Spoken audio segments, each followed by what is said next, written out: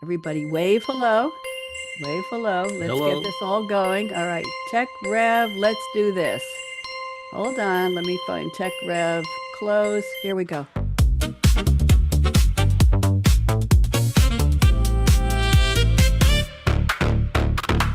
Where does yesterday's future land? When it finally shakes your hand, right at the edge of a brand new screen. Blink once and you know what I mean. The old world folds into a spark. One little switch in the dark. We'll take pictures after. Tomorrow's knocking, just minutes away. Can you hear it rocking? Can you hear it say?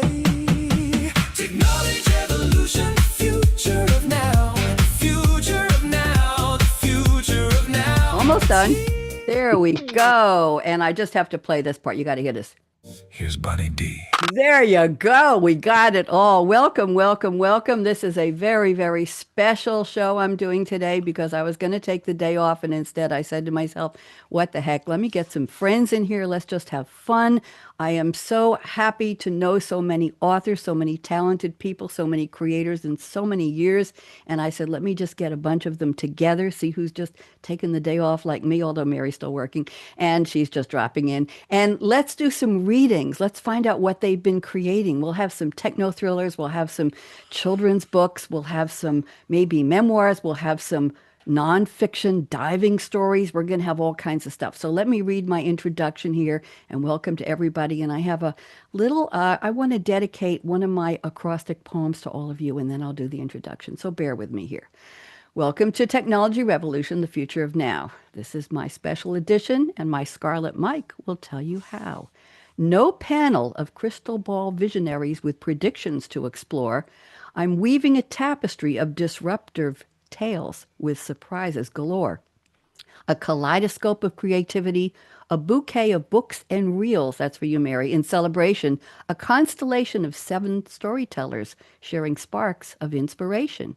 Welcome to, and wave when I call you, welcome to Charles and Mary, Paul, and also Jan, Gil, and Matt, and Pat. To each of you, I'm a fan. A carousel of characters, a chorus of creative voices taking flight. Welcome to my literary buffet, a delicious platter of delight. And now I have an acrostic I want to dedicate to you, and then I have a little introduction for each of you. So this is to all of you. July 24th, 2024, the prompt from my poetry group was write a night shift poem, Nightshift. Matt smiling. And I took each letter in night shift and it has a separate line and I'm going to lean in when I do it rather than share it on screen. So here we go. This is for all of you. Never quite really at rest. It's the life of a creative. Going, gripping, gyrating, growling, groaning, growing. Highs and lows flowing on a mental Mobius strip. The days are the nights are the days again. Shifting off and on, into and out of gear, hoping for unique brilliance even once. It's a calling, command, curse, roller coaster. Finding eureka, euphoria amid frustration and fears. Thus is the life of the creative. I hope you all enjoyed that. Yes? Does that apply to all of you? That Mobius strip, Yep. that, yeah, days and nights. I tried to. Okay, so I'm going to have a little opening for each of you and just smile when I call your name. Charles, you're up first. From life, you're going to learn who each other are because you don't know each other. From life on Air Force bases around the globe to the frontiers of high-tech lore, Charles has transformed life's adventures into so much more. Today he'll share from Enigma Wraith and I Never Told You But, 2 worlds apart. Charles invites us into both worlds with imagination and with heart. Charles, I hope you like that. Thank you. That was nice. You're welcome. Mary is up next. Master instructional designer Mary brings learning to life with flair, blending curiosity and the Lavender Dragon team creativity in stories she loves to share. Today she'll show us playful animated storytelling appropriate for us all. Let's enjoy the magic as Mary's imagination answers the call. I hope you like that, Mary.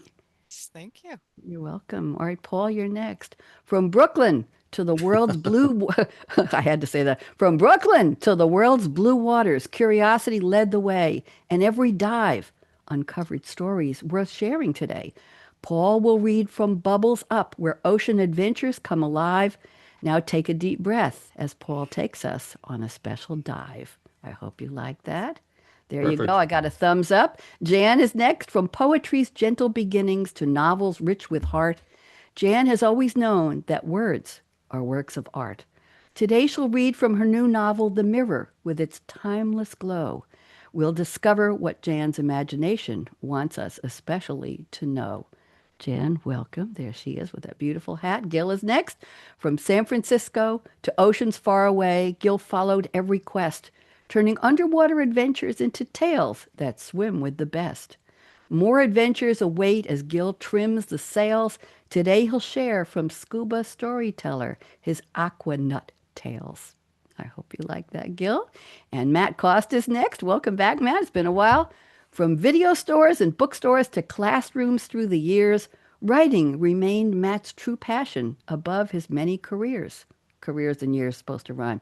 Today he'll read his modern-day chronicles of Max Creed tales. We'll tour with Matt through the pages as Max regales. Welcome, Matt. And Pat is with us. Seattle native Pat Daly has always reached for something more, turning science, flight, and bold adventures into stories to explore. Now he'll share a story from the Spark Chronicles, where imagination takes flight. Let's turn the page as Pat shares his story with you with delight. Pat, I hope you like that. That was delightful. Thank you. You're very, very welcome. So what I'm going to do next is get rid of my notes here. Let's put those on the other screen and let's go to, I want to show the, hold on now, give me a second here. I'm the engineer. Let's do the, all right, we're going to do a share and we're going to find the PowerPoint and I'm going to show you what you're all going to see here. Just give me a second. Here we go. Okay, there we go. Now, these are all the guests I have on the show today, and I'm going to show you what their book covers look like. Everybody can see this, yes? Yes. So we have the Enigma Wraith, and Charles and I are going to do a reading together on that. And then Mary, our Lavender Dragon team, is going to show us animated videos. Welcome, Mary. Nice new picture, by the way. Bubbles Up from Paul. He's going to read some stories from that and from Dangerous Waters about the shark. And then we'll have Jan reading from The Mirror. And then we'll have Gil telling us some stories from Scuba Storyteller. And one of the stories will be Warm Memories of Hypothermia. That sounds interesting. And then we'll have Matt reading from Max Creed. We'll have a couple selections from there. And then we'll have Spark, Pat Daly. And then we'll have Charles and I reading again from I Never Told You But, Chapter 5, A Roller Derby Babe. And you can see the roller derby babe there, and that's it. So let me go to who wants to read first? Charles and I, are you ready to do our first story from Enigma Wraith? Yes, ma'am. Okay. Oh, never call me ma'am. You know that. Oh, All right, let me well, move this over. I've only got too many things on my screen here. So, Charles, why don't you start? And we I'm should. sorry, Bonnie, but my sensitivity training just won't let me say. You got it, Toots. I Yeah, I knew it was going to go from bad to worse. Okay, so let me go to our screen here, Enigma Wraith. Would you like me to keep this up, or do you want to be on screen with me reading? You good? No, no, just go ahead and leave it up. I just wanted to kind of give a preface to the story, ladies and Please. gentlemen. People talk about this is about the ghost code. I mean, it's a highly virulent software package that's very destructive and highly intelligent. And I wanted to make sure that everybody understood that the you know computer viruses aren't just a nuisance; they can be lethal. Okay. So that's why I want to leave that in the air before we start the read. Okay. All right. Let's All go. right, and I've trimmed some of the beginning off. It was a little bit wordy, and I didn't want to take up too much of your valuable time. But with the aircraft checklist complete, and after he topped off the tanks, Juan made the last area review, looking for the missing co-pilot with no success. He decided he'd likely never see the guy again. Odd though, the guy was so insistent to learn the trade. He asked so many questions, seemed so eager, then he simply vanished. Juan climbed in the cockpit and started the engine, after closing the door. Ground crew pulled the chocks away and he moved the aircraft into the takeoff position. He followed his filed flight plan out of Acapulco and headed over the Yucatan to see the ocean. Everything looked so good. At 28,000 feet, he saw the waves as they broke over the barrier reef off the Yucatan Peninsula. The waves were catching the sun's rays, sending reflected light bursts like a myriad of tiny stars flickering, floating on the ocean. Gratified by the spectacle, it reminded him that this is why he had always wanted to fly. Always. Also, it felt good to be working a legitimate job and not having to worry about being chased by the federales. Things had worked themselves out, and finally everything was going his way. Juan chuckled and thought to himself, when everything is going your way, it's a good indication you're in the wrong lane of traffic. And then it started. I'm going to stop you for 1 second. Paul, mute yourself. We're hearing all the room noise, and I don't want to hear that anymore. So just mute yourself, please. I can't find how to mute you. All right, good. Charles, continue. I apologize. Go ahead. No problem. The onboard computers flickered and blanked, then returned momentarily, only to go dark except for a red line centered in the center of the screen that said, Ghost Code, patent pending. The radio chatter stopped. All electronics that were computer dependent simply spun. Only analog-driven old-school instruments running on vacuum pressure and one analog compass gave him any useful information. Juan was alarmed, but didn't panic. He went through the emergency checklist trying to bring the computers, which drove practically everything on the aircraft, back online. Precious minutes passed, but nothing seemed to help. Then he noticed that the analog speed indicator showed that he seemed to be dropping and accelerating at the same time. He hadn't noticed it was approaching the danger zones for the aircraft. By the time he started to struggle with the stick controls, nothing made any difference. Even though the hydraulics almost worked, he had enough upper body strength to be able to move the rudders and ailerons. He realized the air was now being pushed out of the aircraft such that the rudders and ailerons could no longer have any airflow over them to correct his direction. The Gulf Stream simply moved too fast that the air supply, the air simply could not be affected with the aileron activity. After a few more frantic minutes, trying everything from the radios to revive the computers, he settled on one revelation. He was doomed to ride this out. After he had gained enough control to maintain attitude, he resigned himself to his fate and then retrieved his specialized cell phone. He was able to use it in the way that Carlos had instructed him with a satellite to make a call to Laura. Laura promptly answered. Hello, Juan. Please don't tell me you're going to be late for this photo shoot. You promised me no more missed deadlines. Juan swallowed hard, and then with a tenseness evident in his voice, he replied, actually, Laura, that's exactly what's going to happen. Can you conference in Carlos so I can hear him dress me down too, please? Laura wasn't quite sure what was going wrong, but quickly called Carlos. Carlos, my darling, I need to bridge you onto a conference call right now. Laura insisted without any preamble. Carlos, somewhat bewildered at her demanding request during the conference call, responded, sure, Laura, but can you tell me what's going on? Laura said nothing until she joined the three of them and indicated, Juan, Carlos is now on. You want to tell us what is going on now? With a resigned smile, Juan fatalistically responded, yes, Laura, thanks. Hi, bro.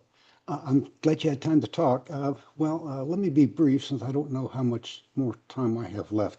I just want to tell you both, I'm sorry, but this time it really isn't my fault. I also apologize for your aircraft, Laura.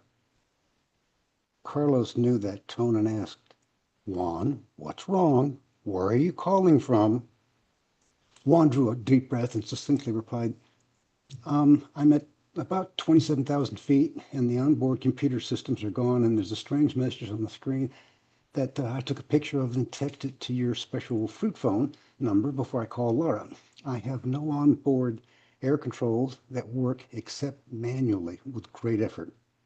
I don't know if the screenshot was received, but this had this cryptic message, ghost code, patent pending. I have no idea what it means, Carlos. I'm in Mach Tuck.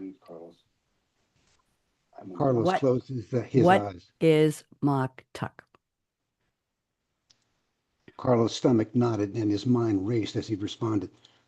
Uh, Mach tuck is where the aircraft has accelerated at the point where the plane is pushing air out so far around around the plane that air necessary to stay close to the wings and aileron to control cannot be used to steer. One, we've talked about this before. Can you cut the fuel or drop the gear or slow the aircraft down or so the air control will respond again? Juan replied, the computer-controlled fuel efficiency systems went with the twin computer systems. While I was fighting to get them back online, I noticed the aircraft was gathering speed and dropping altitude. I won't say panic, but I tried to manually lower the gear and sheared off the crank handle, which gave me a sick feeling. I had the computers and electronics. If I had the computers and electronics back, I could conceivably lower the gear. However, nothing's responding. It occurs to me I'm about to reenact the deep space meteor impact that caused the extinction of dinosaurs 65 million years ago. Of course, I'm not the size of the meteor, which I expect was the size of Bolivia, so I shouldn't worry about a nuclear winter and so for my impact. Carlos said nothing but dropped his cell phone down to conference in someone else to the call. While the call was connecting, he continued to try to locate the Gulfstream with his systems, and based on the cell signal Juan's phone was emitting. He was grateful that Laura caught him in his work environment surrounded by vast computer resources. He'd know the scheduled flight yesterday, as Juan had copied him on the flight plan, as always. As the call answered, he located the aircraft signature and began tracking its course. When she answered, Carlos said, Julie, I need to join a conference call right now, please. Carlos completed the bridging action and asked, Julie, are you there? Julie was confused and she answered, Carlos, hi. What's up? And who else is on the call with us? Juan smiled broadly at her voice and said, hi, babe. It's me, sweetheart. It's so good to hear your voice right now. Carlos and Laura are both on with us, so we'll need to keep the conversation clean, okay? Listen, honey, I'm having some aircraft trouble, and I may not be able to make our special date that we had planned after this trip. I know you wanted to keep it a surprise, but can you tell me what the doctor said this morning? I think we'd all like to hear the results. Julie was confused and started to panic as she tried to speak. What? No.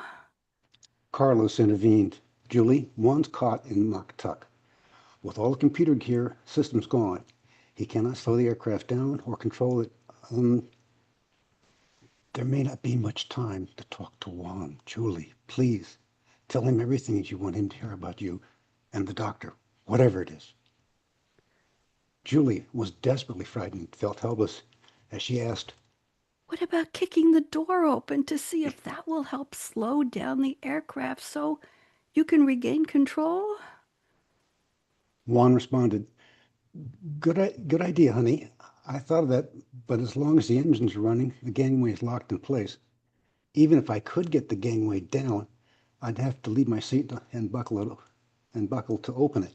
Once open, the aircraft would decompress, sucking me out the door, which is a whole lot better than the one I'm facing right now. Lowering the landing gear was also a non-starter solution. So, honey, will you tell me what the doctor said? I really want to hear what was said. Julie, as tears streamed down her face, managed enough courage as she replied, She said, we two are going to be three, just as we suspected, my love. Please tell me you're coming back. Please tell me there's a way out of this. Juan struggled with tears, but fought as he levelly responded, oh, honey, such good news. I'm so pleased and proud. Very few males get as good a female as you, babe. But you must promise me that when he or she arrives, that you will tell him I love him or her just as much as I love you. Will you do that for me, honey? Carlos, I have a special request of you, my brother. Will you find these people that are breaking Julie's heart and destroy them? Julie screamed. Juan, don't leave me. I need you. Our baby needs you. Though Carlos's eyes were overflowing with tears, he resolutely pledged, yes, little girl. Then Juan said, Julie, I don't know. It took everyone a few seconds to realize and accept that there was only the three of them on the call, and one had just vanished.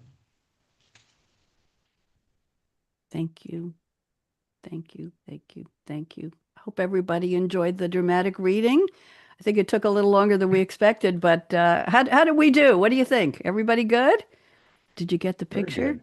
Who wants to take care of Julie and her baby now that he's gone? We got any volunteers here? Mary, my love, you are up next, and I'm going to. I don't think you need the screen with the picture of Lavender Dragon, so I've stopped sharing, and I'm letting you. There she goes. Let's see what All she's right. got. Well, let's just see if I can share the sound because Zoom's changed the controls, and so I just don't Yes, they know. have. They change every 12 minutes now. Uh-huh. So You if you can't hear it, then we'll just pretend. But this okay? is this is my little Lego tribute family, and I run a community where it's for families to get better connected, less time on the screen, more time doing things together. And so this was a kind of creative vision where the family's getting together to build Dad's magic cake. So if you can't hear the audio, I think this story will speak for itself. Okay, let's see.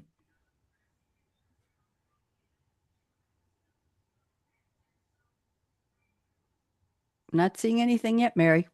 Oh, we're not Just seeing anything? no, just your desktop, dear. Nothing. Uh-oh, hang on one Just second. I guess I was somebody is sharing. All right, running hold on on. the beach. Yep, take your time. Sharing the wrong screen. That's okay. It happens. What have I done? Share settings. Okay. Okay. Enter to full screen. Choose individual windows. We're all Okay. dealing with Zoom's changes. They changed the controls, so my Zoom doesn't look like anybody else's here, I guarantee you. Maybe just Mary's. Now why? Okay, We're looking at your we're just home gonna fix screen. this. There we go. You're good. We'll just move it to a different screen. Okay, Okay. so now let's see if we can actually hear something. If not, Okay. oh well. Okay. No audio. Okay. Well, it's like, what if the chore list became the playlist? Dad pulled out his famous recipe book, and we're going to make Dad's magic cake. Ooh. So the flour, the sugar, this big splash of sprinkles, everyone got involved, having fun. So now we're watching for the cake to come out.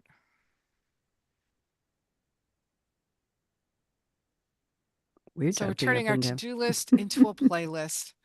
All right, so I don't know what happened with the sound, but the That's next one fine. is a Yep. very boring video.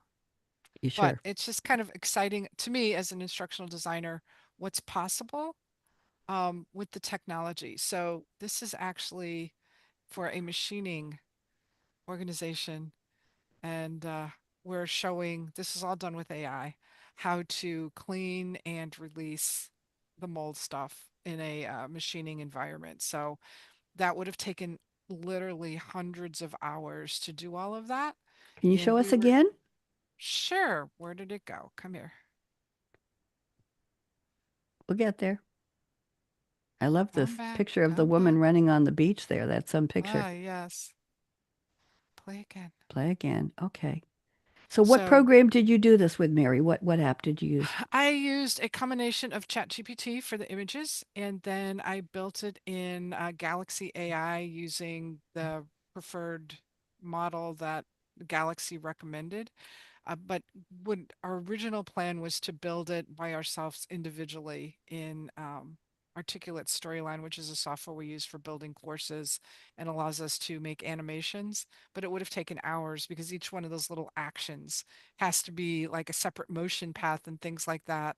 And so in a matter of minutes, we were able to produce a working prototype, which, again, allowed us to focus on more of the storytelling and the training behind it, as opposed to spending all of our time on how do we create this little 5-second video of somebody wiping down a piece of equipment. Now it can focus on what's important. Tell me something. What kinds of voices did you use for the animation of the children with Dad's magic cake? That would have been interesting to hear. Yeah, so it was a female kind of youthful voice that came from 11 Labs. Okay. Is And everybody here familiar with 11 Labs? Anybody? Nope, No, nope. nope, they're Okay. not. Mary, just a brief So explanation. We're not selling anything. It's just yeah, no, we're just not selling anything. It's instructional. one of several companies that are out there that do realistic sounding AI voices. And if you ever watch some of the AI generated voice videos on TikTok, for example, those most likely are coming from 11 Labs. And so you can even clone your own voice to help you, like, listen, like, hey, what might this sound like before I hire a real voice talent?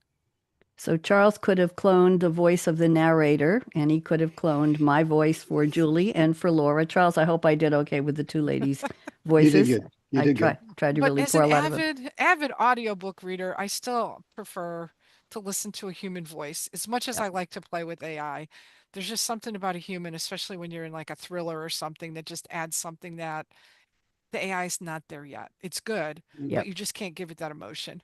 So should he hire me to do the voiceovers for the female parts for his next For book, sure, Mary? for sure. Okay, Charles, I don't know if you can afford my minute by minute rate, but it's Okay, per well, line. It's per well, line. That's well, how I do it. Ah, yes. Mary, you well, Well, gonna stick around or you gotta go? I know I you gotta have. go. I've got to call it at 10:30. So All right, let it me was a take a pleasure quick meeting picture here. everybody. Hold on, let me take a quick picture, get everybody here.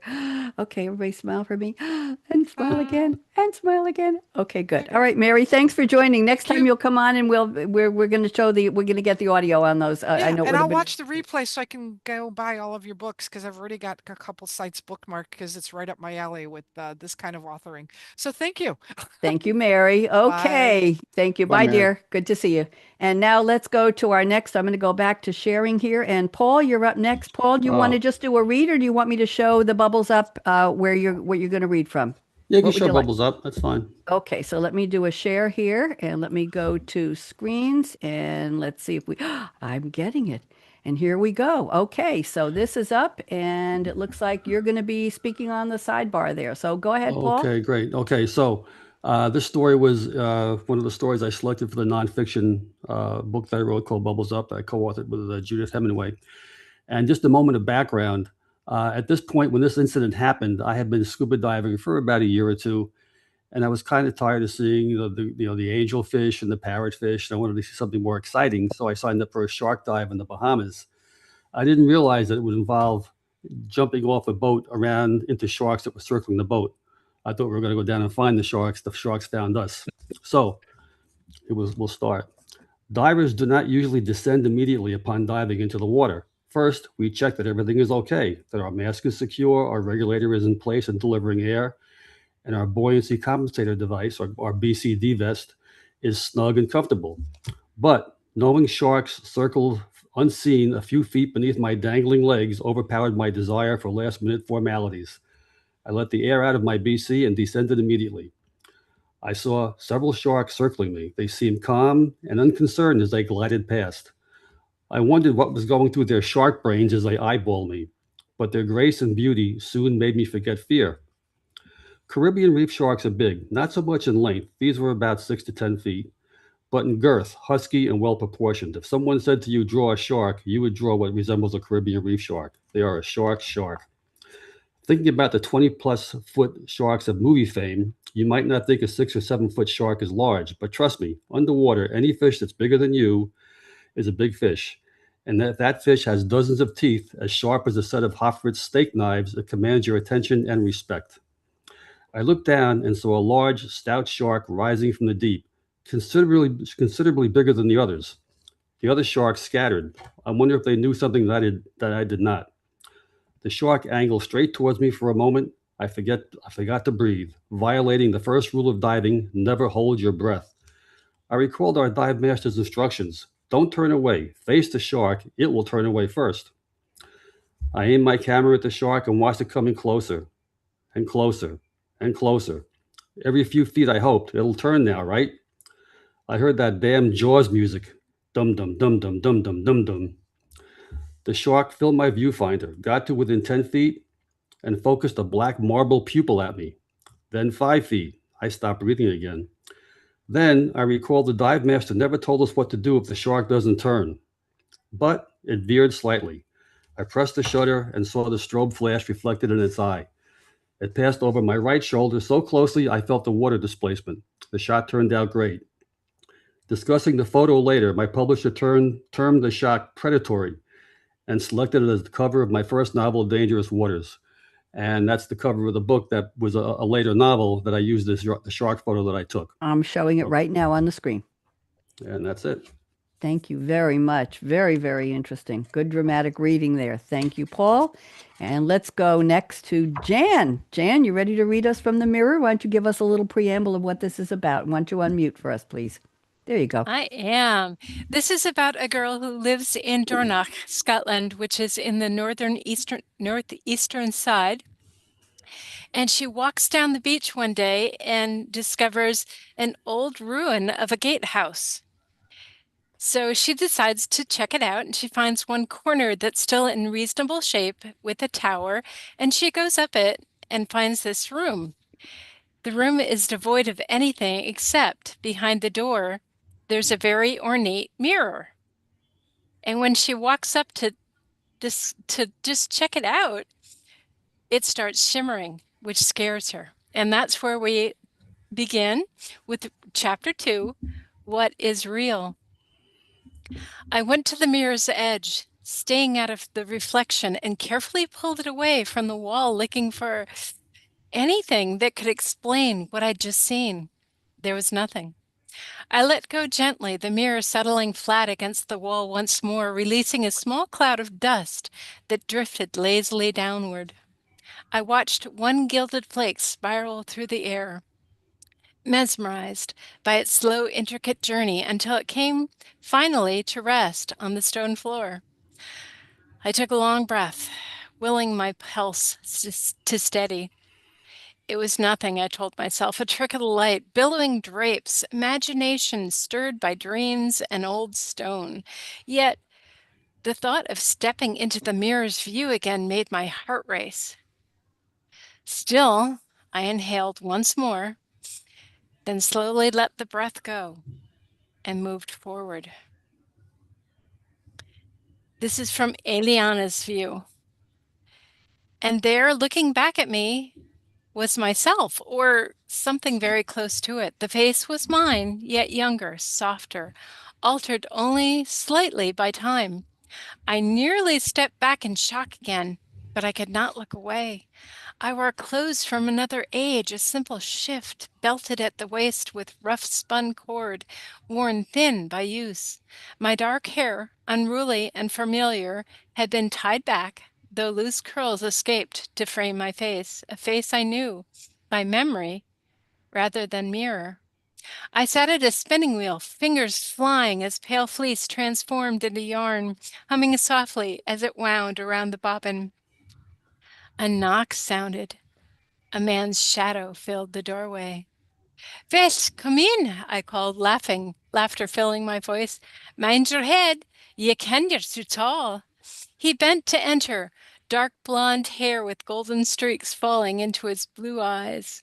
One hand remained hidden behind his back. He glanced around the interior with appreciation, as though the cottage itself pleased him almost as much as I did. Something in my chest tightened as he came through the door, a feeling closer to knowing of love already deep-rooted. Boughs of mint, coriander, flowers, woad, lungwort, wild garlic, fennel, borage, and other herbs hung from drying from the rafters. They scented the little croft with the earth and summer. It was late in the season when every household gathered and stored what winter would soon claim. "What ha' ye got there, Derek?" I teased. "Ach, now, lassie," he said, his eyes crinkling as he looked up at the herbs. "I thought ye might like a wee touch of colour in here." He brought his hand from behind his back, revealing a bundle of fresh wildflowers. "Och, Derek, they're beautiful." Grinning sheepishly, he said softly, "'Tis near our wedding day, ye ken." He wandered around the tiny cottage, as though already seeing beyond its walls. "Someday we'll need a bigger place to hold the herbs, the barns, a barn for the beasts, and land of our own." I laughed, a bright tinkling sound that always made him grin. "I'm the luckiest man in the village, Aliana." "Och, Derek," I scolded fondly, waving him away. "Stop getting ahead of yourself. One day at a time, Mugra. Best ye get back to home. Away with ye.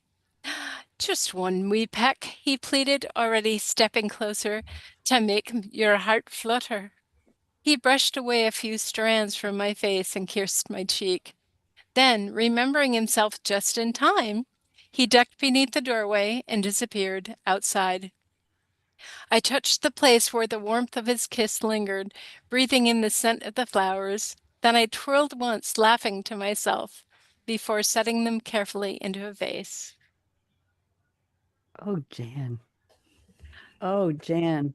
That was great. I I love w- the accent. I was That's- watching people's wow, that was eyes when you were going into the accents. Everybody That was saying, great. "What? Oh, that was beautiful. Thank you very much. Oh, I enjoyed that so much. I didn't see any text. Well, she sent me the book, but I didn't read it. So not yet. Let me go to the next, who's our next presenter. It is Mr. Gil Zeimer. Gil, you're up. Why don't you tell us what you're going to do, the waterlog proposal first? That story? Yeah, we'll do this one first. So Okay. this book contains Gil, 65 lower your volume just a drop, honey. You're just a little bit loud and boomy. So we want to just Okay. lower it up. Now, go better ahead. Please. now. Yes. Better thank you. now. Yes. Okay. Yes. So this book contains 65 of over 300 stories I've written over the last 30 plus years about scuba diving, all nonfiction, all real stuff, no AI. And this first story is in the first chapter of the book that's called Love and Marriage. And I open that chapter by saying, I'm in a mixed marriage. I dive, my wife doesn't. And so this is a story about how I tried to propose to her underwater. Let me find that just a second here. Here it is. Waterlog proposals, taking the plunge into marriage. I tried to propose to my wife underwater. She almost drowned. While planning the moment, the commitment most men fear most, I thought this would be a romantic way to tie the knot. Certainly, it would be a more intimate memory than the electronic message you'll often see on stadium scoreboards. Ellen, will you marry me? Gil. After all, how embarrassing would it be if she turned the guy down in front of 40,000 people? So when the moment arrived in 1990 to transform my girlfriend into my 1991 rather, into my fiance, I wanted a smaller, more private venue. The first step was choosing a vacation site. We opted for a new dedicated dive resort along a quiet 10-mile strip of sand on Providenciales in the Turks and Caicos chain in the Caribbean. Though it was only a half mile from the bustling Club Med Turquoise, it was a world apart, serene, peaceful, and romantic. It was perfect for a surprise underwater proposal. There was just one small detail, though. My girlfriend was not a certified diver. With some hesitation, she enrolled in a resort course. Though she thought she'd enjoy diving because she loved swimming and snorkeling and had grown up in Santa Monica near the ocean, she also had some reservations about it. What if I don't like breathing through that mouthpiece thing? How disappointed will you be? Will you resent me? Naturally, I couldn't share just how disappointed I'd be. I couldn't say, look, you've got to like it. I'm going to ask you to marry me down there today.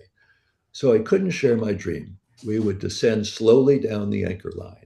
Every few feet, I'd turn around and use my hand signals to ask, are you okay? She'd nod and give me the signal. When we reached our depth of about 30 feet, I planned to ask her again how she was doing.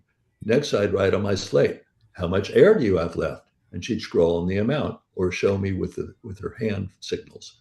Then I'd take a few deep gulps underwater and write, Ellen, will you marry me? I'd be able to see her eyes widen and brighten inside her mask. I'd see the corners of her mouth smile around her regulator. And she'd write, yes, oh yes, my dearest, yes. We'd embrace, I'd have someone take our photo, we'd finish the dive and go topside to start planning the wedding. Well, that was my dive plan. However, every experienced diver knows that even the best plans are subject to change. During Ellen's resort course, she felt extremely claustrophobic trying to breathe in the hotel pool. Several times she stood up, grabbed the regulator out of her mouth, and gasped for breath.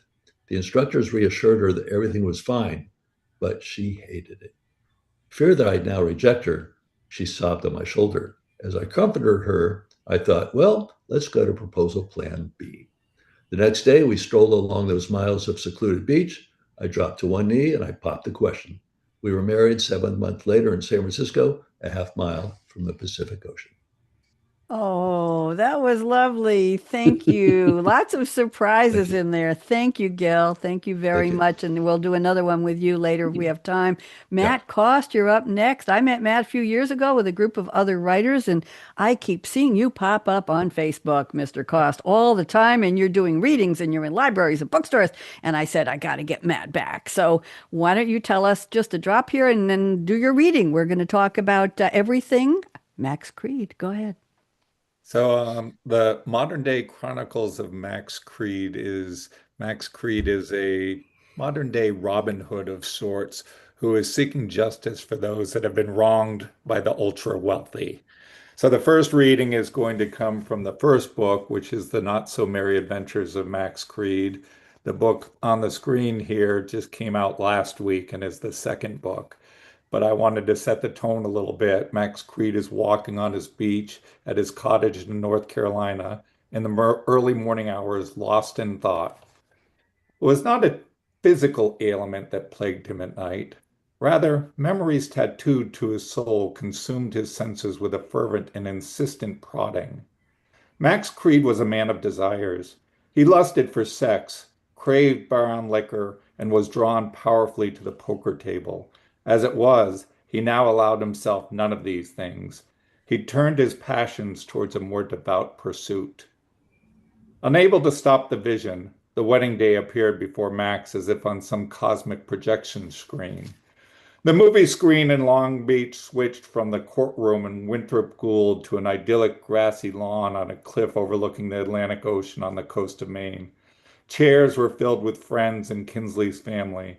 Their very good friend was officiating. The sky was a perfect cerulean blue, illuminated by the sun, a special wedding gift delivered to them on that perfect summer day. Kinsley, grinning her wicked and mischievous smirk, with eyes that were filled with love and promised carnal delights, the screeching heckles of mocking gulls and crashing waves below, and Max, for just the briefest moment, a nanosecond almost too short to recognize, felt that absolute and unblemished happiness, quickly replaced by the dawning realization of what was to come as he heard the shot, and then it did. The red dot on her chest that grew into a mess of blood, bone, and skin, her eyes now desperate, her grin fading, her mouth trying to speak, and then she was dead. When he got back to the cottage on the beach, John Little was sitting on the back deck, serenely watching the waves. John was an enormous man with a bald head, wide smile, and eyebrows that looked like twin mustaches. He was also the man who'd mentored Max through his darkest days. After Kinsley had been murdered on their wedding day, and Max had avenged her death, acquiring more money than he could ever spend along the way, he'd run across John Little, and their lives had intersected, merged, and began to move forward on a single, shared path. John had trained his body and mind 16 hours a day, 7 days a week, interrupted only by the weapons training provided by another professional turned friend, Scarlett. Nice spot you have here. John stood and embraced Max in a bear hug. It's good for the soul. That's important. Max sat down on a rocking chair as John settled back into his. Is this just a social visit? John laughed, an eruption from deep in his belly. After you told me you needed some time on your own? No, I think we found somebody. Who? A woman by the name of Seven Knight. And that is my reading. Wow. I don't know if you saw the people who are watching who will see this on the live streaming and the on demand only see you reading with the cover of the book here, but I can see all of us on the panel and I'm going like, "Oh my God, no, he didn't shoot her on her wedding day." And I'm thinking of Gil with the wedding proposal story. And we didn't plan this, kids. So I thought that was very, very interesting. Thank you, Matt. Very, very interesting. I haven't read anything from you, so that was lovely. Lovely's not the word. Powerful. She was not shot with a spear gun, though. Oh, okay. All right. This was a land shooting. Okay, here we go. Let's go to Pat Daly. Welcome, Pat. Pat, you were on the show a couple weeks ago with Charles and another author, and we talked about authors using AI for infrastructure, for research, for promotions, for trailers, but never for writing. And I'm happy to welcome Mr. Spark back. So, Pat, why don't you tell us what you're going to read for us today? Sure, I'm going to read from Spark, the first book in the Spark Chronicles series, which currently stands at 4 books. Uh, and I'm ready to jump in. Go ahead, all yours. All right, Chapter 1, 183 Days to the Attack. Run first. You can figure out that stuff about are you running towards something or away from something later. If you wait, you may not be able to run at all. Name withheld, hashtag fleeing foster care. They came for him at night, in his sleep. They always did. The dream started happy. Will played catch with his dad in the front yard of the old house. A beautiful spring day in Houston. Then, without transition, it became dark, and he was in the house. He stumbled over layers of trash. His foot slipped on an old pizza box and he fell. He tried to recoil from the familiar fetid smell of spoiled food and cat urine. Cat urine. He couldn't move. Mom? Mom, he called. No answer but for the noise coming from the walls, a skittering, scratching sound that stopped and started, but always drew closer. His arms and legs didn't work, but he managed to roll over onto his stomach and began to inch worm-like toward the kitchen. He had to make it to the kitchen. A million miles of worming through newspapers that had once been neatly stacked but toppled, cascading old headlines across the room. Milk cartons meant for recycling that never made it out the door, their caps coming off and the last few drops slowly congealing and adding to the general stench of the house. If he could just make it to the kitchen, he could get a butcher knife to protect himself. He butted aside a clean cuisine tray with his head. Almost there. He needed to stand to reach the knife drawer. Will forced himself upright in his dream, but was unable to find the drawer as the counter transformed into a featureless slab stretching endlessly before him. In the darkness, the eyes appeared, red and glowing. First one set, then dozens. He whipped his head around. Mom! Will Quan bolted upright in bed. His heart pounded in his chest, and he was coated in sweat. Where am I? He looked around and took a few deep breaths. Just the Foster place. Will snaked his arm between the mattress and springs, groping for the knife he'd stashed there. Crud. I thought this time might be different. I slept okay a few nights. 2 nights without nightmares. Dang it. He rubbed his eyes with his palm and clutched the knife in his other hand. At this point, he might as well go pee. Will pulled on his jeans. Too soon to be walking around the Foster house in my boxers. He'd been there a couple of months. This house is safe. I'm safe. He whispered the mantra, fervently wanting it to believe it. Still, the nightmare gnawed away at that certainty, and he picked up the knife again as he stepped into the darkened hallway. Will, are you okay? He turned and saw his foster mom coming down the hall in her faded pink house robe. I heard. Her hand flew to her mouth. What are? She began backing away, staring wide-eyed at the 9-inch butcher knife in his hand. No, it's okay. It's not what it seems. Bert! Bert! She screamed for her husband.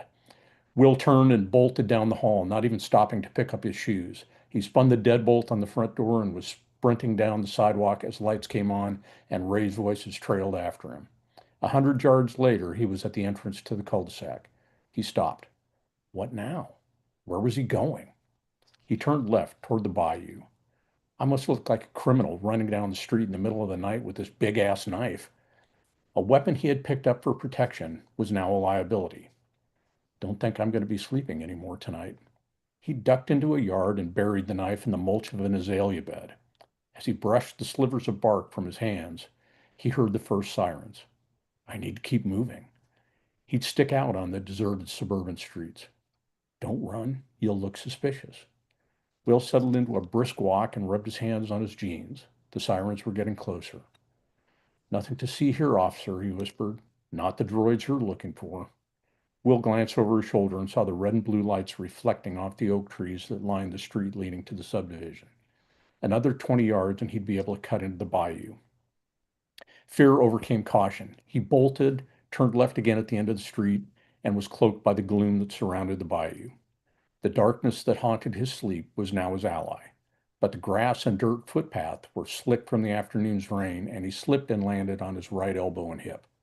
Dang it, he whispered. Electric pain reverberated up and down his arm. The sirens stopped. Must be at the house. He wanted to peek around the corner. No, don't blow it. He stood and carefully trod down the inky path, his bare feet occasionally squishing into a muddy spot on the trail. I'm leaving footprints. Nobody walks out here barefoot, except for runaway kids whose foster parents think they're going to murder them in the night.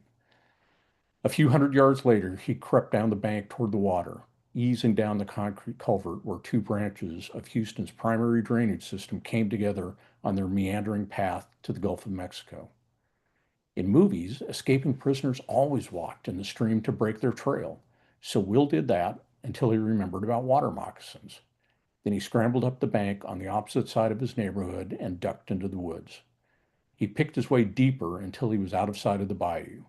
Twigs and rocks stabbed at feet tenderized by running down the sidewalk. He sat on a log to wait.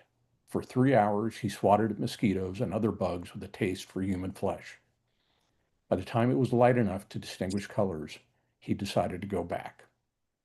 And that's it. Thank you. That was powerful. Yeah, Matt is clapping. Wow. I'm glad I didn't pre-read these because I'm enjoying hearing them for the first time and not having read them, so don't take that the wrong way. Thank you, Pat. Very interesting. I'm going to stop sharing for a second here and go to all of us. It's interesting to me the caliber of the writing from all of you is so good. It's also different. It's also It's different. very different. And that's Yeah. why I have the two divers and I have the techno thriller and the mysteries and Jan with the romantic historical novel, all different. But I'm enjoying not only the content, but the way you read them with the passion as almost as an audience member, as well as the author, as well as the ideator, the thinker. And I'm hearing that passion coming from Jan, excuse me, both sides of the mirror, who's inside and who's outside. So my question is, it's almost the top of the hour. And if you can all stay a few more minutes, we can do a few more readings, or I would offer you to come back for a part two in a couple of weeks and continue on in the same format, and I'll have everything teed up again. So can anybody stay for a few more minutes? Paul can, Yeah. Jan can, everybody? Yep. Okay, all right. I have a meeting I'm supposed to go to in a half hour. I think we'll be done by then. So let me go back to sharing. We're still streaming here. Everything is good and we're still recording. So let me go back to sharing this. Hold on. Let's go to screens and let's go to Spark. We're going to bring up Pat's now. And I'm going to go back. There we go. Okay, Charles. Charles and I are going to co-read chapter 5 from A Roller Derby Babe from his one of his newest books. He only has about 35 or 100 books. I've lost track. So, Charles, why don't you take over and give us the preamble here, and then we'll cycle back through everybody and get one more reading. So go ahead, Charles. You start. Okay, so this is about 60 collections of short stories.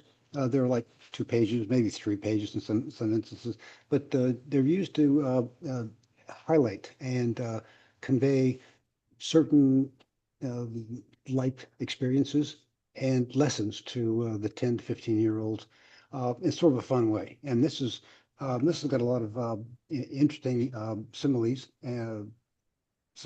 to the people that I actually know. And I had her permission to be able to use her picture in this, and this is her story. Trevor heard noises above his room and rushed to the attic open door. What are you doing with those? They belong to Annie. Simone startled at his voice, then offered a lopsided smile. Nobody's using them, so I thought I might try them on and learn how to skate. They look cool, all black and shiny. His mouth emitted a clucking sound as he added a shake of his head. You wig out if someone plays with your stuff, don't you think? But you think it's okay to mess with other people's things without permission? Focused on the skates that settled on her foot and after tossing her shoes to the side, Simone asked, Help me lace them up, will you? He closed his eyes as if hoping for divine intervention. We're in the attic with 2 flights of stairs to outside, and you want to put the skates on here? Were you planning to skate down the stairs? I would suggest you find a flat place to practice and then put them on, but not without permission to play in them. Pouting and appearing to consider the comments, she said, I hadn't thought about getting down the stairs. Anyway, Annie's at work, and Well, I didn't want to wait until she got home. Please? Trevor clucked his tongue. He grabbed the gym bag and held out his hand for the items. He quickly popped them off, and handed them over. He added them to the bag and then turned to exit. He heard Simone slipping into her shoes and then clomping footsteps hot on his heels. Once outside and in the carport, she faced him with an endearing grin, like a soldier ready for orders. Why are these pretty skates up in the attic? Doesn't Annie like them anymore? Trevor smiled, and he pulled out a picture and showed it to Simone. I never told you, but that's Annie in a roller derby outfit. Wow! With eyes as big as saucers, she commented in awe with her tone. That's Annie? No, that's Tanya Duck in her roller derby outfit. Tanya Duck? She asked with a wrinkling in her face. But it looks like an angry Annie. Annie said she needed a stage name for the roller derby circuit. She decided on Tanya Duck. Apparently, they do that so fans will only recognize her stage name. Harder to stalk that way. Trevor chuckled. I think it's so her mom wouldn't find out that she was a roller derby queen. Boss said we shouldn't say stuff we don't know is true. That's how rumors get started, and people get their feelings hurt. Okay, you're right. Sorry. He hung his head, illustrating remorse. How did she come up with Tanya Duck? Annie told me she got a fuzzy duckling for Easter one year.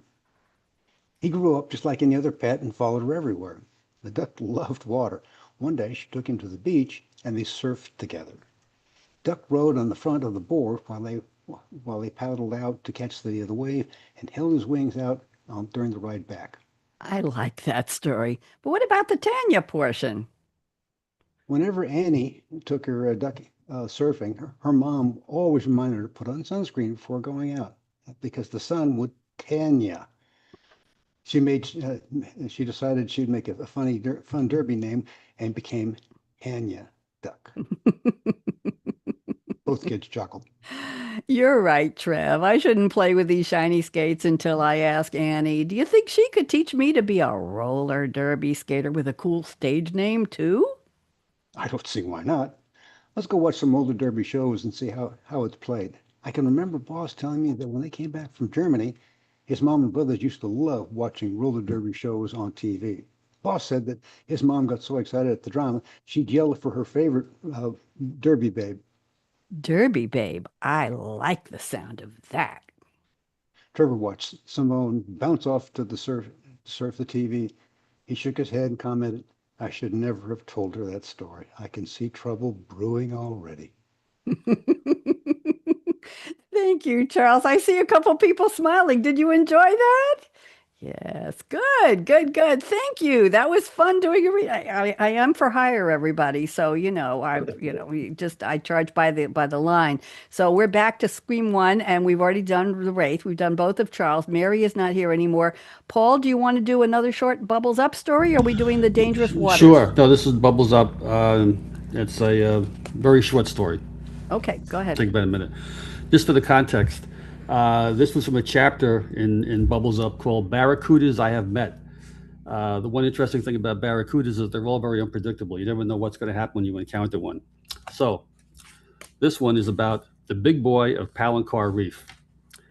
I had the pleasure of a surprise encounter with one of these giants one morning, diving Palancar Reef in Cozumel, Mexico. Our multi-level dive plan called for a descent to 80 feet, where we would explore the deep part of the reef. Then we would ascend to 40 feet and continue the dive until we were low on air.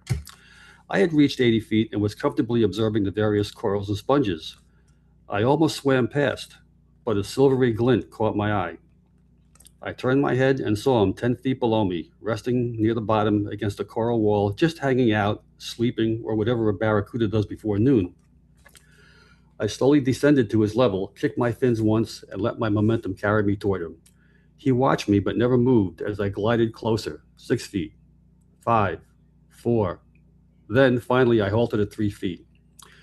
He was a beautiful fish, scales simmering in the light, penetrating the depths through the crystal clear water. He was very large, almost 5 feet, and too thick to put your hands around should you have the insane idea to try. He rotated an eye and looked at me in a way that I knew he was telling me that this was his reef, and I was merely an interloper. I slowly raised my CNC MX-10 camera, fitted with a strobe and a 20mm wide-angle lens for photographing large animals close up. He twitched and opened and closed his mouth, body language advising me, "Okay, buddy, don't wear out your welcome." I took the hint, pressed the shutter, and watched for any reaction to the flash. Thankfully, there was none, but he worked his jaws wider and faster, his needle-sharp dentures protruding from his mouth, and he twitched more noticeably. Clearly, he was losing patience, so I backed off. "See ya, big fella," I said, departing the area, looking over my shoulder to make sure that he decided not to stalk me. And that was it. Thank you. And I went from the Bubbles Up cover over to the Dangerous Waters because I had the Yeah. Barracuda picture there. And just that's that's him at the bottom right. on the corner. bottom. Yes, I put it on the other slide. Thank you, Paul. That was very interesting. Very well done. Jan, let's have another brief from the mirror. Would you like to read one more for us? I would love to. This is Fractured Line, Chapter 22. Alistair, who is in modern time with Kenna, has just seen a story in the mirror and it scared him. So he runs to Norway. The storm did not roll in gently. It split wide open. Lightning tore the ridgeline apart. Thunder slammed through the rock, reverberating beneath my feet. Rain struck hard enough to sting my face. Within moments, I was soaked. "What are you trying to tell me?" I shouted into the storm. "I don't understand. Why her? Why now? Why all of this?" The thunder answered me. Rain blinded me. Wind shoved at my balance. The world I had always trusted. Solid stone mapped paths, measured ascent, shuddered beneath the impact of lightning. My breath shortened, not from exertion, from disorientation. In the crash of water and sky, memory blurred. My father, standing on ridges like this, speaking lightly to storms, as though they were old companions, understanding something about weather and silence that I had never quite grasped. "I missed you," I said hoarsely, no longer certain whether I meant the storm or the man. Another flash split the sky, and with it came the mirror. The reflection, wavering, light bending, time thinning, her face beside mine. Not madness, not hysteria, recognition. That was the most unsettling part. It wasn't that I loved her. That would have been too simple. Something in me had known her, and that knowing had shaken me more completely than any lightning ever could. I staggered, catching myself against the wet rock. The fjord blurred below me through the rain. "I cannot return to who I was." The words escaped before I knew I was thinking them. The mirror had shifted something.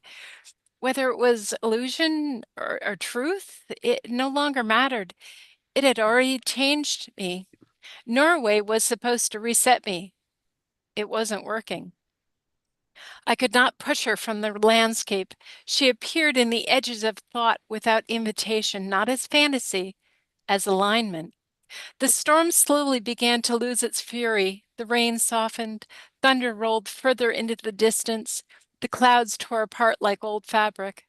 I stood there drenched, hair plastered across my face. Then, almost without warning, the rain stopped. Sunlight broke through. A single band of light stretched across the fjord like a path cut in the water. And I did not feel whole. I felt exposed, stripped of the illusion that solitude could remain untouched. Something inside me had shifted, and it would not shift back. I closed my eyes. The mountain air tasted sharp and unfamiliar. Water trickled through cracks in the stone, gathering itself into tiny streams that disappeared toward the fjord. The violence had passed, but my pulse had not. When I opened my eyes, the sunlight had widened across the water toward Scotland. I almost laughed, as if light knew where it was going, as if answers were ever that simple. I flexed my hands, then noticed they were trembling. I had not trembled in years. Whether from cold or something far deeper, I could not tell. Only one thing became clear. Running had brought me all the way to Norway. It had brought me to mountains, to silence, to storms, but it had not carried me away from her. Thank you, Jan. Just lovely. Wow, that was strong, very powerful. All the way to Norway, huh? I want to know what the mileage is there. Thank you very much. Gil, you're up next. We're going to do the hypothermia story. Why don't you go ahead? Okay, first I want to respond to Paul. I've had many encounters with barracuda, and including the first time I ever snorkeled with my then girlfriend on Grand Cayman the day before I took my resort course to learn to dive. And we were snorkeling off 7 Mile Beach, and she was an experienced diver, but we saw a barracuda right in front of us, and I heard her scream through her snorkel. She went, eek. So anyway, this story, Warm Memories of Hypothermia, is in the second chapter of the book that only has one story, and that chapter is called Freezing My Fins Off. And the lead-in of that chapter says, did you know that you lose your body heat 25 times faster in water than in air? So this is why divers, whether they're thin like me or heavy, usually wear wetsuits or dry suits to provide some body warmth. So as you see, it says warm memories, 3 tanks, 1 boat, 1 day, 50 degrees. These were the last dives I ever took in cold Northern California waters. Just a second here. I want to show, let me get the edited version of this that's shorter. Okay, here it is. Mark Twain once said, the coldest winter I ever spent was a summer in San Francisco. If you've ever been here between June through August, a typical summer day ranges from a cool 53 to a pleasant 68 degrees. By the way, today it will be 68 while you're all baking in triple digits. Sorry about that. Mm-hmm. In fact, I got so chilled on a diving excursion to Monterey Bay in October 1988 that these were my last Northern California ocean dives ever. That's right, I've only done warm or warmer dives all over the world over the last 38 years. Though it was a day before Halloween and the air temperature was a balmy 65 degrees, my costume included a 7mm one-piece wetsuit, thick neoprene booties, heavy gloves, and a hood. Meanwhile, most of my club members were on board and were warm and toasty in their dry suits.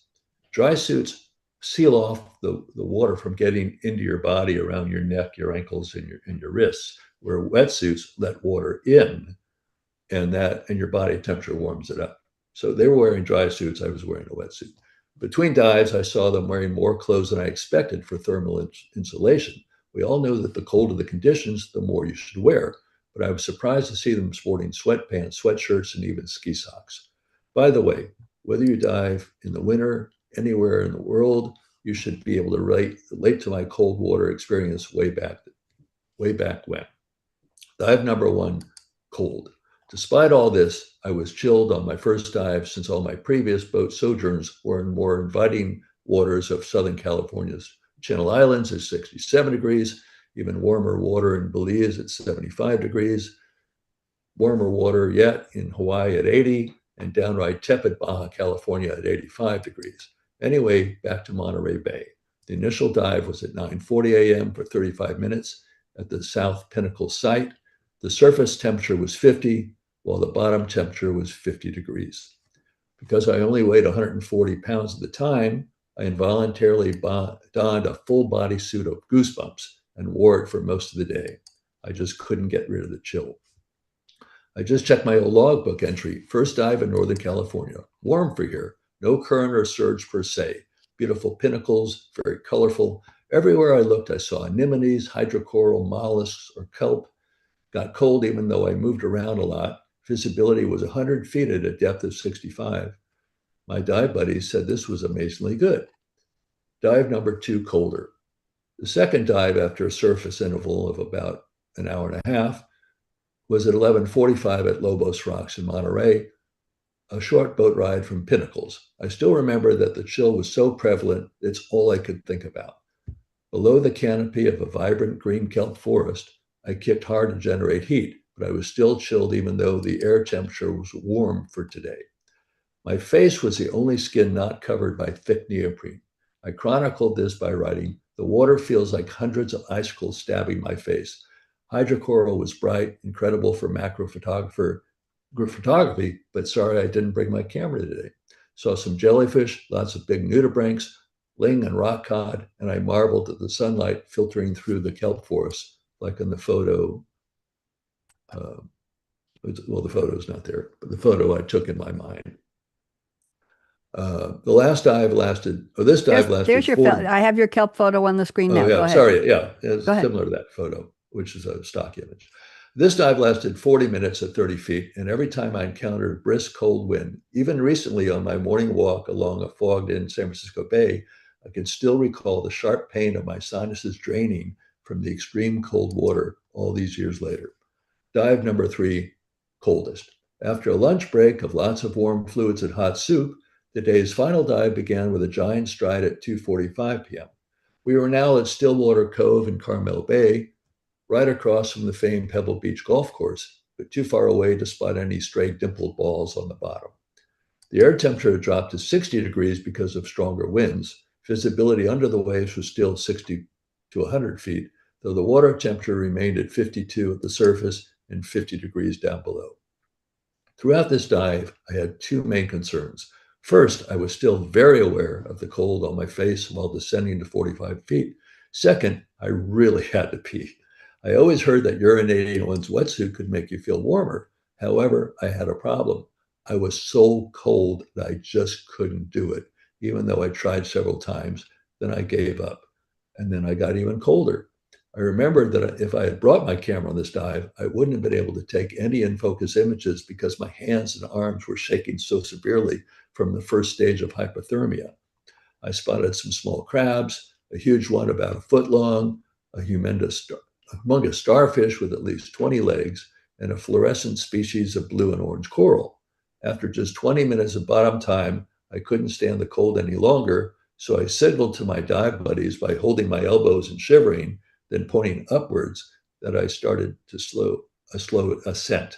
I climbed on the boat and quickly relieved myself. After I changed out of my damp wetsuit and drank some warm tea, I saw two blue whales spouting near the boat on the return trip to shore, which was extraordinary. Though I'll always remember this as a cold day, I will always have warm memories of my first ever one-day, three-tank dive excursion with my dive club friends. But I have no regrets about relegating myself to becoming a warm water diver ever since. Thank you, Gil. Everyone have goosebumps? Matt and Charles are our clappers today. Thank you very much. Very well done. Very picturesque. I think we were all there with you, especially at the point where you said you tried and couldn't. And yes, we were all thinking, oh my God. Okay, let's go to Max Creed. Thank you, Gil. Part 2. Okay. Matt, you're up. So I will be reading from this book, the second book of the modern day chronicles of Max Creed, in chapter 3, where Max Creed and his band have just been approached by a married couple whose daughter committed suicide because of online bullying. They have been asked to bring justice for their daughter from the owner of a social media site called Everything, where this bullying took place. Okay, what do we know about Alfred Prince? Max let the question hang in the air. Blanche and Claude Durand had left. The band was still enmeshed in their rolling recliners. The easy banter of the morning had been replaced with a mixture of sorrow and fury at the unnecessary death of a young woman, a child, publicly humiliated and degraded. An immense 120-inch monitor descended from the ceiling. John and Scarlett had to swivel their chairs to view it. Scads had his laptop up and his fingers were dancing on the keyboard at light speed. Alfred Prince, Scads read aloud the information popping onto the screen. 51 years of age, born in Austria. Father was German, mother was Canadian. Moderately wealthy, matriculated at Harvard University in 1991. Dropped out 3 months later. Created a video game system that he sold to Sony in 1993 for $311 million. Not too shabby for a college dropout, Marion said. 20 years old at that, John added. Everything he touched turned to gold from that point on, Scad said, flashing from screen to screen faster than the rest of them could keep up with. He was on the cusp of every major tech revolution over the past 30 years. If anything, he was a little late to the game with his social media site, Everything, which, by the way, is ET for short, as in extraterrestrial. Like the movie? Max asked. Phone home? No, I think he is suggesting that it is out of this world. Tell me more about everything, Max said. It has its roots in an early 2000 startup called Buddies. But then he got bypassed by MySpace, Facebook, Snapchat, Instagram, and Twitter. Buddies was practically defunct. And then in 2015, he rolled out an amped up version of Buddies, which he renamed Everything. In 2019, he introduced Al, his version of Siri. Alexa sued over the name but lost. I guess you could say that they're doing okay, Tucker said. He had his own laptop resting on his lap and was staring at the screen, fascinated. They are currently worth $1.42 trillion. Did you say trillion? John said. Trillion, with a T, and Alfred Prince owns roughly 11% of it. Has he done anything wrong? Max asked. Privacy settings are different for all social media sites, Marian said. Everything allows, well, everything, if you set your filter to accept it. Certainly not underage nudity, John said. I mean, that's got to be illegal. This is the press statement from Alfred Prince regarding the matter. An image of two men doing an interview flashed up on the screen. Mr. Prince, what would you say to people who say that everything is too much? Alfred Prince was a tall man, his body and face flat as a surfboard, with skin tanned to a brown boat shoe leather. We take security, privacy, and this sort of thing very seriously, but we do believe in the First Amendment rights possessed by every citizen. The truth of the matter is that the young lady in question falsified her age when she signed up on everything 4 years ago. It is not our role to parent every child out there. But you must feel that you have some moral responsibility to. Moral responsibility? Everything is a service, not a religion, not some government funded goody two shoes organization to save the whales or the bees or some bleep bleep like that. Come on, Ken. America has been sold a load of crap over the past 20 years. It is the job of parents to raise children, schools to educate children, communities to foster growth. ET picks up where they leave off. Don't talk to me about bleep moral responsibility. Scads hit the pause button. Alfred Prince filled the screen. His white hair was slicked back, balding up the forehead. He wore a leisure jacket over a white cotton-collared shirt unbuttoned to his navel. A gold cross hung from his neck. His teeth were bared menacingly. His gray eyes held zero warmth. Looks like we have a case, Max said. A mission, John said. Reclamation, Scarlett said. A cash bonanza, Tucker said. Vengeance, Scad said. Justice, Marion said. Sounds like a unanimous vote, Max said.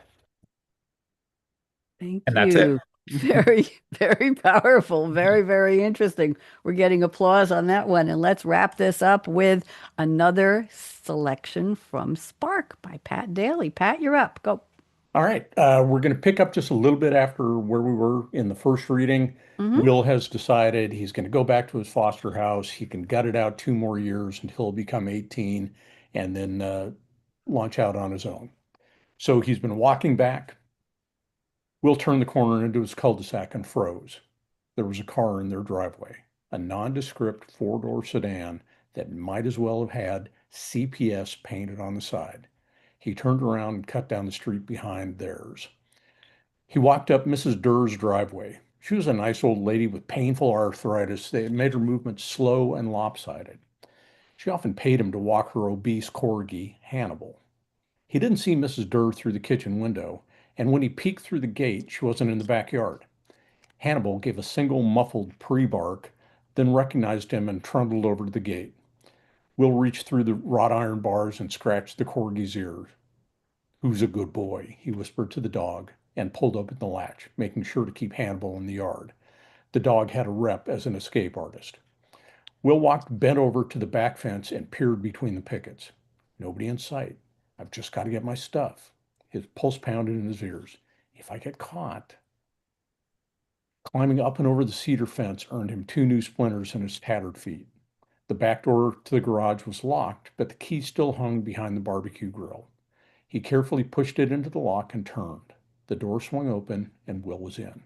He quietly wheeled his bike into the backyard and dropped it over the fence into Mrs. Durr's yard. He tossed his helmet after it. Back into the garage, wiped feet on the welcome mat, leaving 2 smears of mud, unlocked the kitchen door and stepped silently in. He could hear voices coming from the living room. Will crawled behind the island, straining his ears, but he couldn't make out the words. Up the stairs, avoiding the creaky 3rd step, he tiptoed into his room. Coins and letter first. He stretched his arm behind the dresser to where he had taped the coins and peeled them free. Then it went into his front jeans pocket. He slowly pulled open the top drawer, mentally willing it to silence. The letter was under his socks. He stuffed the letter into his back pocket and pulled on the socks. The soft fabric snagged his abused feet, and he grimaced. Will slid on his trainers and stood, feeling nominally more human. Then he caught sight of himself in the mirror. He looked like a wild man. His ginger hair was tangled and disheveled. He had mud streaks on his face and arms where he had slapped and scratched at the man-eating mosquitoes of the bayou. Glancing down, he saw his shirt had been torn diagonally across his chest. He peeled it off and tried to wipe his face. Better. He pulled on the quarantine's t-shirt he had dropped on the floor yesterday and reached for his phone. It was gone. Should have been on his nightstand, charging. Even the charger was gone. With a sinking feeling, Will turned toward his closet. His backpack was gone too, along with some of his clothes. They've already decided. They're sending me back to the group home. They're already packing up my stuff. It wasn't my fault. Maybe the CPS lady will listen to me. Will crept down the stairs and stopped when he heard the voices again. This time he could make out words. Find him, he'll go straight to Harris County Juvenile Detention. Juvie? What the heck? Will felt a twinge of panic. That has to be the CPS lady. Why Juvie? Foster mom said something he couldn't quite understand. She habitually mumbled. Well, since he's 16 now, he may be tried as an adult. Tried? What is she talking about? Every hair on his body was standing on end. His mouth went dry and a chunk of ice formed in his stomach. More mumbling. Yes, assault with a knife would be a 3rd-degree felony at least, maybe even 2nd degree. There would be mandatory jail time. He couldn't stand it anymore. There's no way I'm going to juvie. If group homes are bad now, how much worse would juvie be? Got to sneak back out. Will crept downward, trying to hear more. The 3rd step groaned loudly as his weight settled on it. The conversation in the living room stopped. Will? He ran down the last 2 steps. I didn't do anything, he yelled over his shoulder as he headed for the back door. I never would have hurt you. I'm calling 911. The CPS lady's voice followed him into the backyard. That's it.